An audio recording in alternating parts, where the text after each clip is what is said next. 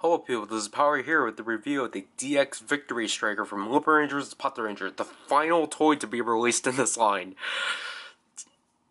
Okay, so obviously this is a power-up for the Lupinrangers, and as shown in the box it grants Lupin Red the Victory Striker armor. They don't have names, but oh well. So here are the stats: compatibility, bottom, stuff, top, and yeah. So that'll basically be it for the box and the combination and such. So let's get on with it. So here's Victory Striker, and I'll just note right away, it comes in the box like this, and then you have to attach these two parts, just because they don't, like, when you compare it, this is literally the whole box. So, and obviously the actual size of it is like this, so they didn't want to do another Cyclone, and obviously because they want this part, so they didn't want to enlarge it. But anyways, so obviously Victory Striker is a jumbo jet, which is pretty interesting. I really like the color scheme of it. It's really sleek for a VS vehicle, or for a dial fighter especially. So, there's the Kaitou V emblem. I forgot to mention the Keisatsu S emblem on the Siren Striker, but oh well. The dial is gold. I wish it was shinier, but then again, the gold on here isn't shiny. But I'm kind of happy that like it's not orange, because this portrays it as orange. But like obviously here it's actually gold, but maybe that they weren't trying to do that. The windows, and it's spoiling stuff. The red, metallic red, it's pretty neat. The bottom is not really anything. Here's the track, which is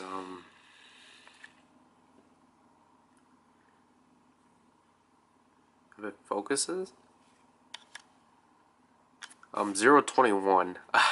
Obviously, because it's not blinding red, it can actually read it.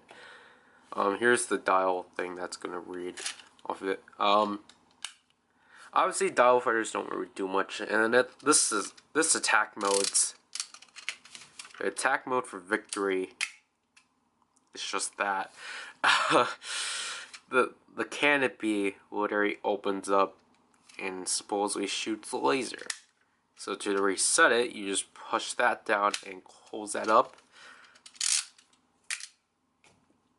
Yeah, and then Siren Striker comes out and such. It's really underwhelming, honestly. This is probably one of the least exciting attack modes for the dial fighters. It's weird because like the dial fighters were technically the only, like, out of the two VS vehicles actually had like visual differences with the attack modes, but then they just started getting weaker. While with the trigger machines it's reversed. So let's just put in the VS changer. So here's probably the last time we will see the VS changer, unless I get Jackpot and the Lupin Magnum somehow. So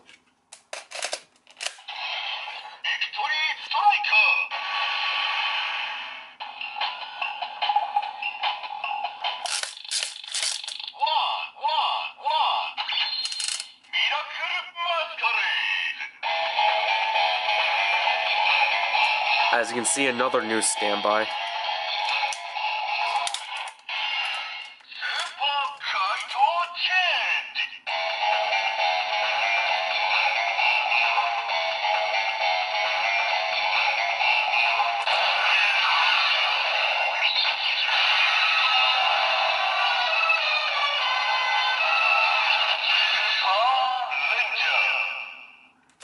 And again, like, just like Siren Striker, I think the sounds are pretty cool. It's just the upgrade is underwhelming.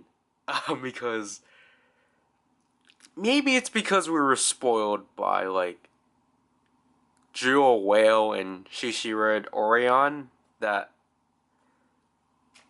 like I feel like we're getting these really cool dynamic like sounds, but they don't really match the form. So anyways, the firing sounds are the same. Enlarging it.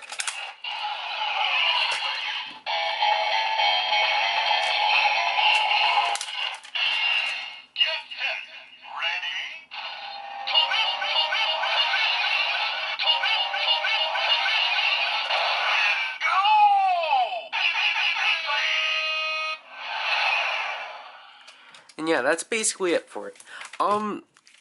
This one I have a like really huge complaint about, and is that because these are not locked at all, they constantly flap. So like technically, these are constantly like going to like open whenever they could, because the way the mechanism works is that, or these are supposed to only open when this is up, but then like even when it's inserted in the VS changer, I'll just turn it off because I don't need it anymore. So when you insert it in the VS changer and when you flip it up, or when you flip it up forcibly, these just start opening. Or even when, like, I think even when you start inserting it, or probably have to insert it from here. So, like, this flap will open, and then, like, this flap will also open. So, like, that's just really bothersome. It's worse than Cyclone, I will say, because Cyclone is supposed to lock those two, like, Cyclone is supposed to be locked when you insert it. So then, like, it's very minor. So, it's very minor when it happens. This thing does not have a lock mechanism when you do it. So, like, it'll just constantly be open. So you have to constantly keep closing it. It's just really bothersome. I don't understand why they couldn't figure out a way of locking these in. Like, I honestly think there should have been, like, pegs here that clip in, but I guess they wanted, like, a cleaner way of doing it and such, so I don't know. It's just, how can you accept this? So here we have Siren Kaiser, because what you do, you remove this thing, and I'm going to transfer it back for later. And see, this is why you don't, like, push it in and then close it. You can't do that. So you take Victory Striker, do its attack mode by hand it orderly, and just do the similar thing to like the Red Dial Fighter and split it down.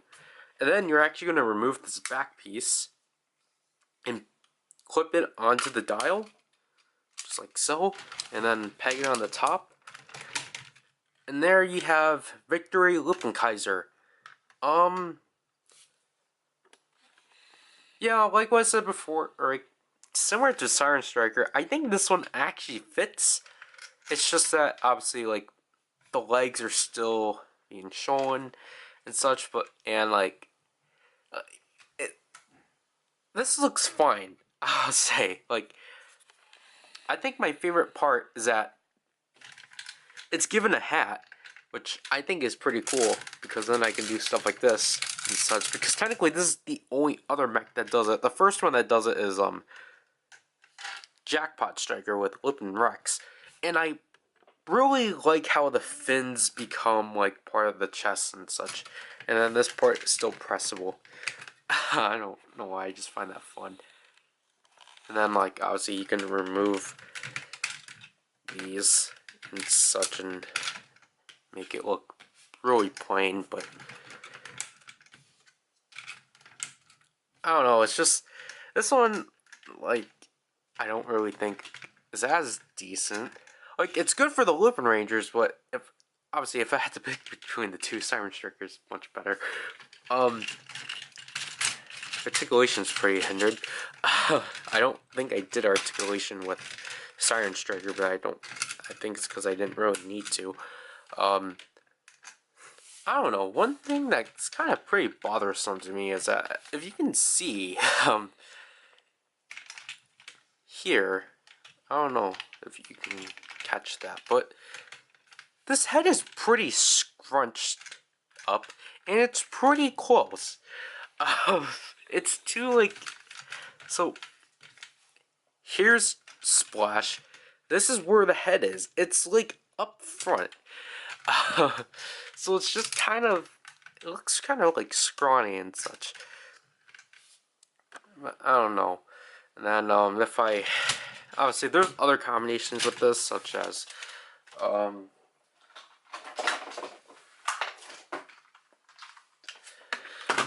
Cyclone Knight, or Victory Lupin Kaiser Cyclone Knight, which is actually kind of not which you technically cannot do properly because these two get in the way. So you either have to move this a bit away, or you have to do what I just did and just hide that underneath there.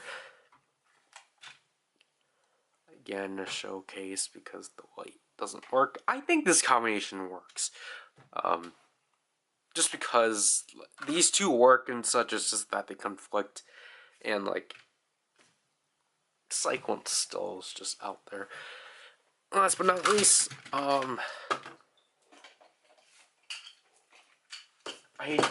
really don't remember what this one is called, but I think this one just summarizes as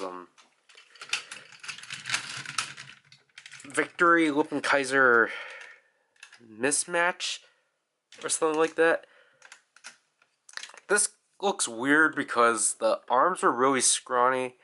They're really small, so it doesn't really work. Like, the arms look too small. Like, if they're a bit here, I think it probably would have worked. So, that's basically it for that. So overall, I think Victory Strikers are pretty good closure to the Dial Fighters. But as I stated before, I think the hugest drawback to it is just how floppy these flaps are. Like, it's really bothersome that they're really loose. Like, that really bothers me a lot. So, like, yeah, because, like, Magic, like, technically Magic has the same gimmick too, but, like, these flaps are really sturdy because they're on, like, these, like, clips and such, these divots, so they feel really sturdy, and plus, well, I think, no, these aren't even on these, like, pins, so, like, because this is, Victory Striker's literally, like, on these, like, two, like, plastic things, and it's, like, really loose and such, and it's just not stable at all, but gotta edit that out in post. But as a final toy for the Lupinranger vs. Patranger line, it's fine because I think since Duelger, they've always ended the toy line with the auxiliary. Because they released the big mech, then the auxiliary, but because with this line, they just straight up just kept giving us auxiliaries and such. Even though technically these two are not auxiliaries, they still ended the line with two small stuff. And, like, obviously, I think people are kind of upset by the fact that Lupinranger vs. Patranger did not do, like, a big mech kind of thing. But I think it's because of the fact, if they did, like I stated before, it probably would have broken this toy. Because the X-Changer is the only toy that had parts of the mech go into this, so I think probably could have done that, but I don't think, like, obviously they would have like done like a bigger version of Good Striker and like snap the VS Changer. So I'm fine with them concluding the series technically with these two, but I know how that's underwhelming and such. Obviously, from the what I prefer of the two, Siren Trigger. But anyways, for how you can get these, because I know these two toys are the hardest to get, or especially Siren Striker. He's like the third hardest individually because of just Bandai's poor stockage through August through I think early November and such. Because this guy and the Lupin Magnum were fine. This guy just like disappeared. I got these individually off of Amazon, out of all places, at cheaper than normal retail price. These were $16 each, and I will say that's pretty worth it. But if you want to catch up on some toys, like you missed out on Magic and Splash and can't find them, try looking on Amazon Japan for the DX Lupin or Victory Lupin Kaiser and Siren Lupin Kaiser set. Because of the fact the toys sold poorly, the prices that these are in Amazon Japan are significantly cheap. Because you can get this whole set, which includes Good Striker also, for $32. That's like, wow. Obviously, if you can't order from Amazon Japan, you can get it for its retail price of $70 on HLJ and other places. And I guess that's fine also, because you're paying like, I don't know, I can't say 15 each because that's like $100, but like you're paying 10 for like these, so that's 40. And then you're paying 30 for this, I guess. So yeah. But so like you have, again, like you have like possible way, or like you have multiple ways of getting these things, and that's I think one of the fun things about this line. But obviously I got them individually. So yeah, that's basically it for my review of Victory Striker. I might do a series overall. I might do like an overall thoughts on what I thought about the toy line. But I might scrap it because the series is starting to become irrelevant, because obviously we're like a month into a Roof Soldier and we're getting 2 months in, so I can't keep talking about Lupinranger versus the Patranger for long because irrelevancy. But yeah, that's basically it for this video. I had fun with the toy line overall. I just think it was kind of underwhelming. So yeah, that's basically it for this video, or this review, and this is PowerRider, and I'll leave you people. Bye.